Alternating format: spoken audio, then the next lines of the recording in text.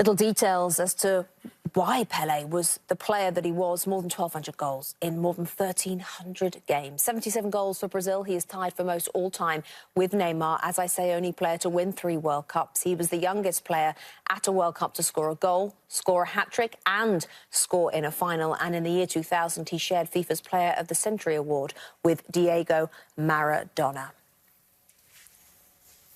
Good morning. Welcome inside our studio. I'm Rebecca Lowe, Robbie Earle, Robbie Mustoe this morning as we reflect on the passing of Pele. I know both of you gentlemen met the great man. We'll get to that shortly. But first, your reflections, Robbie, on him as a player and as a person and the effect he had on this game of ours. Well, I think just from those tributes, it's pretty obvious the influence he's had on this game and the beautiful game, etc., bursting onto the scene when he was 17 years of age in that World Cup in '58.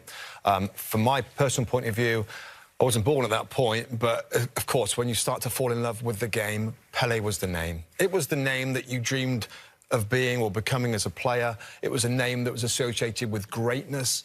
And over the decades, that's still really strong. And a lot of those tributes use the word eternal king of football. And I think they're really apt words for a guy that's just kind of been the #1 name. In recent times, of course, you've got you know, Maradona and Johan Cruyff and George Best and recently Ronaldo and Lionel Messi. But Pele was the first name, the biggest name. And I think probably the biggest icon that our sport has ever known, and probably this will continue for decades to come. What did he mean to you? Well, it's interesting Robbie talks about the list, because I don't feel it's a time for putting you 1, 2 and 3. It's a time for reminiscing of what a great personality and a great influence this guy had on football. I'm the same, Rebecca. I can remember back when I was a kid and I heard a commentator shout, "El Rey Pele," one time. And from that moment on, I was out in the street, I was doing overhead kicks, my back was hurting because I was falling on. But you wanted to be this guy. And he was a guy who you didn't see every year, every 4 years. There was no European football. You didn't get to know him, but there was something special. There was something sparkling about the way that he played football that every child growing up knew and wanted to be. Let's talk about that sparkle. Erling Haaland said everything that you see him and the Messis and the Ronaldos of this world, Pele did first. He did. What did he do? Well, he could do everything. I mean, it's of course, you looked at all the videos, all the World Cup goals.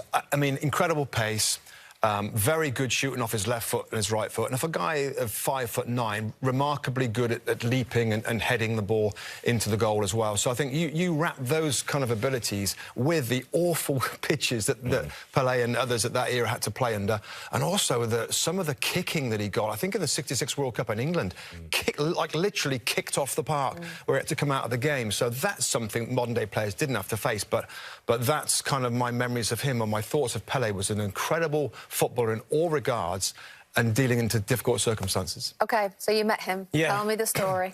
The story was New York Cosmos were having some celebration. He was there, Rebecca. Robbie and I were at the game. And again, the biggest thing I'll say about this guy is when you meet him and he looks you in the eye, it's like you're the only person in the room. The smile's infectious. You've seen millions of people posting photos with them and Pele, and it's the same look on his face, and it's the same smile. And it was a gift. It was a gift from somebody who I think knew and understood and wanted the role of being Mr. Football, and he was that, if not more. He kind of blows your expectations when you see him. There's not too many people you get a little bit nervous of, and he's one. Well, he's the man, isn't he? He's the man. And in our career and in our lifetime of football and stuff, we meet a ton of amazing players and ones that you respect. But this was like a pinch-me moment for me as well. Like, he's over there. That's Pele over there. I'm going to get to chat with him.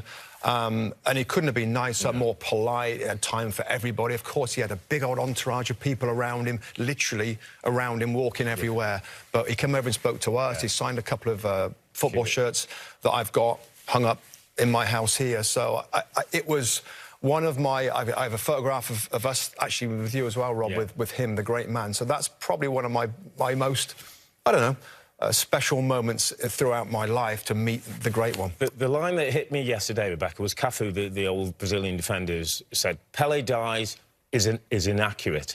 Pele will never die." And I just thought it sums up what this guy means to football. And we come back to that word, eternal. Pele, a man who will be remembered not only in football, but in all of sports and humanity as well. The world continues to mourn the passing of the king. Hi there, I'm Rebecca Lowe, studio host for NBC's coverage of the Premier League. Don't forget to hit subscribe to watch more videos all season long. For even more Premier League content, from original series to live matches, head over to Peacock and be sure to tune in for Premier League mornings every weekend on USA Network and on Peacock. We will see you over there.